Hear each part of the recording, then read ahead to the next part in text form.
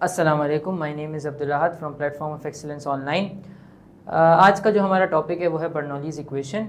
बर्नौलीज़ equation पर जाने से पहले जो बात मैं समझ के सोच के ये चल रहा हूँ वो ये कि हमें पता होगा कि what is ideal fluid, what is laminar flow, मतलब streamline flow, laminar flow, steady flow क्या होता है, हमें ये बात पता होगी।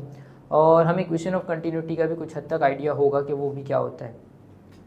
मैं बर्नौलीज़ पे जाने से पहले थोड़ी बहुत डिस्कशन करना चाहूँगा इक्वेशन ऑफ कंटिन्यूटी पे, then I will go towards Bernoulli's equation. Equation of continuity क्या कहती है? इक्वेशन ऑफ कंटिन्यूटी कहती है कि एरिया और वेलोसिटी का कोई ताल्लुक है, कोई रिलेशन है, और वो इन्वर्स रिलेशन है।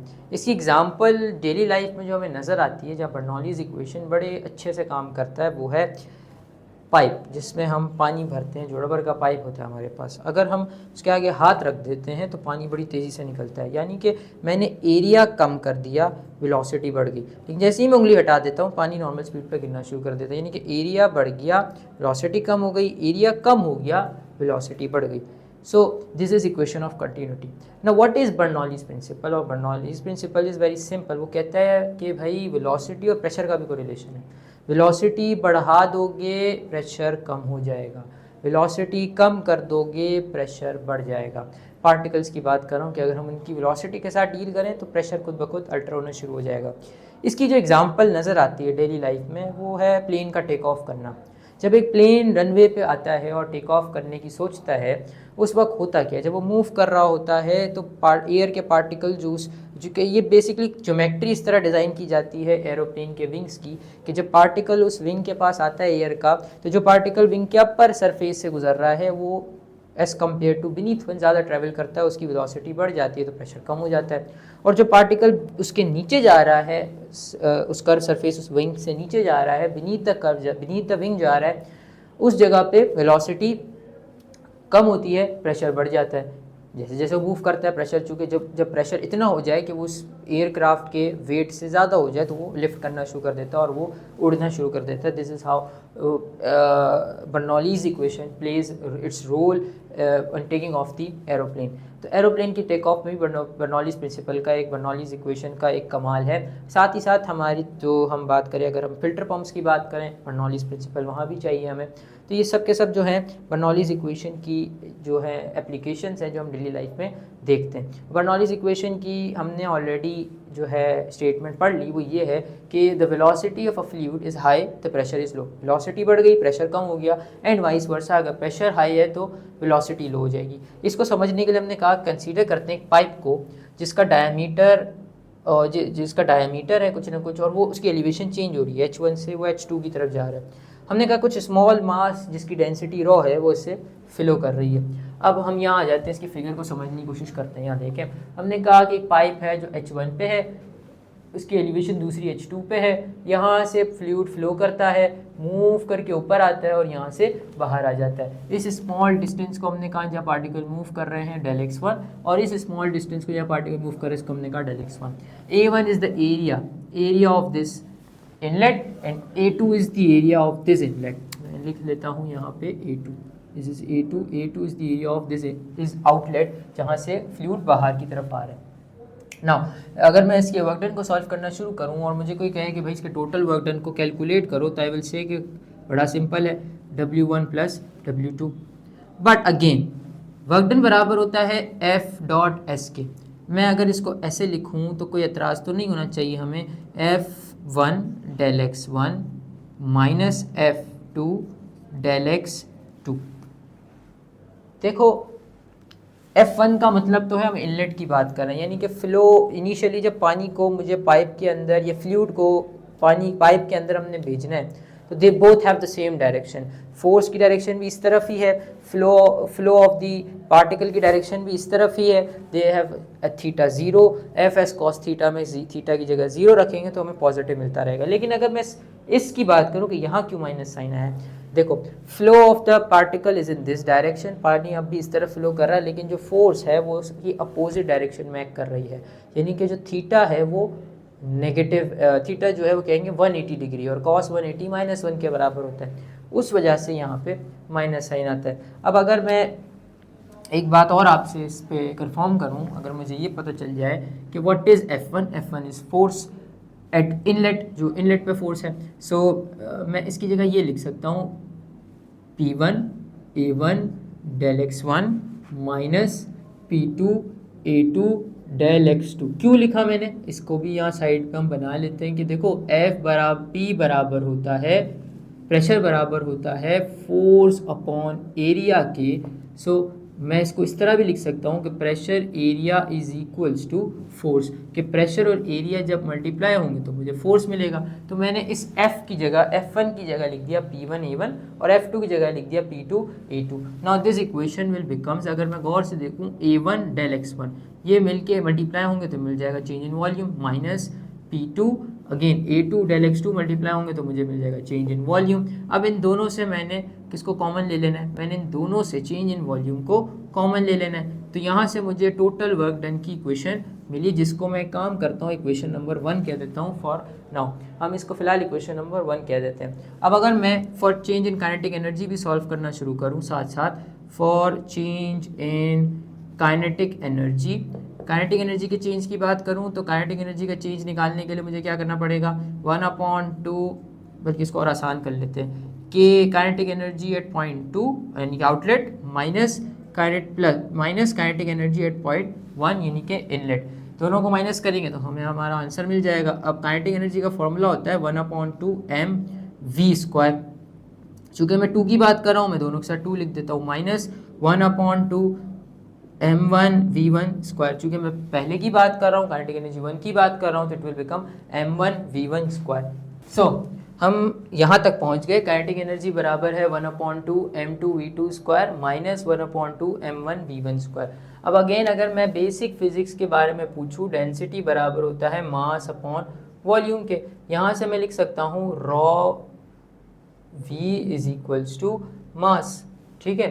तो ये बन जाएगा 1/2 rho del v v2² minus 1/2 rho del v v1²। मैंने रॉ के साथ 1 2 नहीं लिखा, चूँकि मैं जिस फ्लूइड की बात कर रहा हूँ उसकी डेंसिटी कांस्टेंट है, वो नहीं बदल रही, इसीलिए अगर डेंसिटी कांस्टेंट नहीं होती तो मुझे इसके साथ 1 2 लिखना पड़ता। अब मैंने 1/2 मुझे दोनों जगह नज़र आ रहा है, रॉ भी मुझे दोनों जगह नज़र आ रहा है, डेल वी भी मुझे दोनों जगह नज़र आ रहा है। तो 1/2 रॉ डेल वी कॉमन ले लिया, पीछे रह गया v2² माइनस v1², ठीक है। एक काम और कर सकते हैं हम, पता है क्या, कंफ्यूज ना हो हम आगे वॉल्यूम और वेलोसिटी पे, मैं इसके साथ एक छोटा सा बार लगा लेता हूँ ताकि मुझे आगे जाके किसी किस्म की कोई कन्फ्यूजन ना रहे कि कौन वॉल्यूम है और कौन वेलोसिटी है, ठीक है। अब मैं सॉल्व करता हूँ for change in potential energy. Potential energy के चेंज को कैलकुलेट करना है मैंने, यानी कि del P is equals to PE2 यानी कि outlet minus PE1। Now what is PE2, potential energy का फॉर्मूला होता है mgh2, तो m2h2 माइनस पोटेंशियल एनर्जी का फॉर्मूला होता है mgh m1h1, ठीक है। Now if I start substituting the value of again mass which is rho del v, तो मास मैं जानता हूँ बराबर है रॉ डेल वी के, तो मैंने यहाँ फिर लिख दिया rho del V h2 minus rho del g भी आएगा रॉ डेल वी जी h1। अब इन सब में कॉमन क्या है, रॉ कॉमन है, डेल वी कॉमन है, जी कॉमन है, h2 minus h1।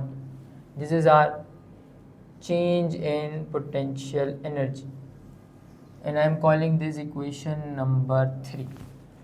Potential energy तो मेजर कर ली, चेंज इन पोटेंशियल एनर्जी आ गई हमारे पास। अब हम बात करते हैं, हम ये बात जानते हैं according to law of conservation of energy that work done is equals to kinetic energy, change in kinetic energy plus change in potential energy. अब हमारे पास वर्क डन की वैल्यू भी मौजूद है, हमारे पास काइनेटिक एनर्जी की वैल्यू भी मौजूद है, हमारे पास पोटेंशियल एनर्जी की वैल्यू भी मौजूद है। मैं एक काम करता हूँ, इसको भी बॉक्स में बंद कर देता हूँ ताकि मुझे पता हो कि मुझे इसकी वैल्यू ला के रखनी है। तो this is equation number 2, work done वाली इक्वेशन नंबर हमारी 1 और पोटेंशियल एनर्जी इक्वेशन हमारी 3। Now work done is basically P1 minus P2 del V. Kinetic energy is equals to 1 upon 2 rho del V V2 square minus V1 square plus potential energy की equation मेरे पास है rho del V g H2 minus H1।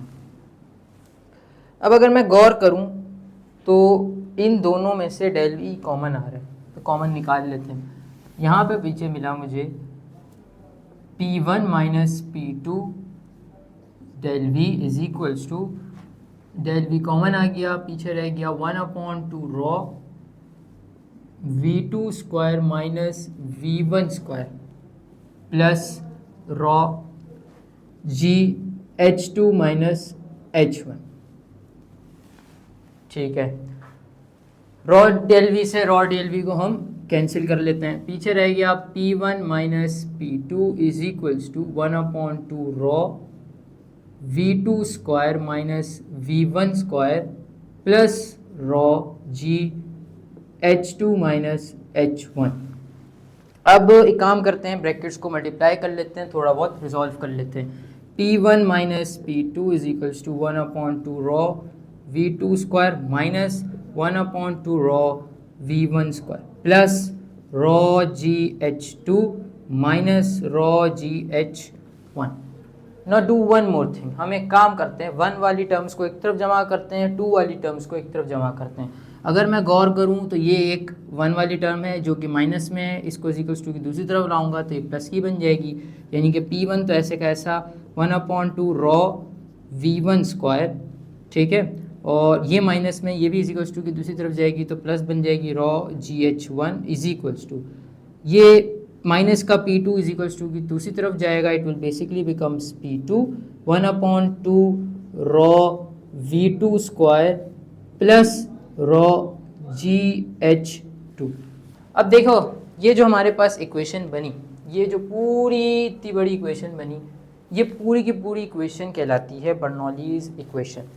इस पे जो बात समझने वाली है और नोट करने वाली है वो ये है कि 1 का मतलब तो था हम इनलेट की बात कर रहे हैं, 2 का मतलब था हम आउटलेट की बात कर रहे हैं, यानी कि जो भी टर्म लेफ़्ट साइड पे है वो बराबर है टर्म राइट साइड की, यानी कि टोटल पूरे सिस्टम की जो हम डायनामिक्स पढ़ रहे हैं वो ये कह रही है कि it will basically remains constant, यानी कि जो भी आंसर लेफ़्ट साइड पे है, यानी कि इनलेट की केसेस में वही आंसर हमें आउटलेट की केस में मिल रहा है, यानी कि लेफ़्ट साइड और राइट साइड एक दूसरे के बराबर है। तो हम इसको ऐसे भी लिख सकते हैं कि P1 plus 1 upon 2 raw, sorry 1 भी हटा देते हैं, हम कुछ भी नहीं लिखते, हम कहते हैं simple rho GH, this is basically equals to constant. ये सब का सब कांस्टेंट के बराबर है, क्योंकि हम 1 की बात कर रहे हैं तो भी वही आंसर आ रहा है, 2 की बात कर रहे हैं जो कि आउटलेट की बात कर रहे हैं, और जब वैल्यूज़ रख के सॉल्व कर रहे हैं तब भी सेम आंसर आ रहा है, यानी कि जब दोनों इनलेट और आउटलेट पे आंसर सेम आ रहे हैं, इसका मतलब जो भी चीज़ है वो हमेशा क्या रहने वाली है, वो रहने वाली है कांस्टेंट, वो नहीं बदलने वाली। और इसका मतलब बर्नौलीज प्रिंसिपल, अब इसमें हमें नज़र आ रहा है कि बर्नौलीज प्रिंसिपल को हमने सॉल्व किया in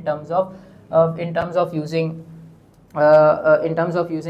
law of conservation of energy, यानी कि हमने इसमें पार्टिकल की वेलोसिटी से और उसके प्रेशर से, यानी कि velocity which basically covers the kinetic energy portion and the velocity and potential energy portion is covered by it's pressure, इसको सॉल्व करते हुए हमने बर्नौलीज इक्वेशन की इस इक्वेशन को ड्राइव किया, यानी कि ये जो हमारे पास इक्वेशन आई है this is basically a Bernoulli's equation.